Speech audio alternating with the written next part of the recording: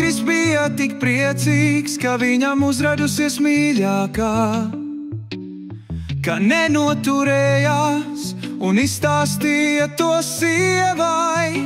Atvadīšanās no agrā notiks ceturtdien.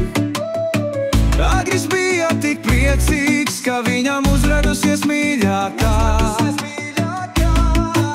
ka sēdēja divāna stūrī un kautri smaidīja. Atvadīšanās no agrā notiks ceturtdien.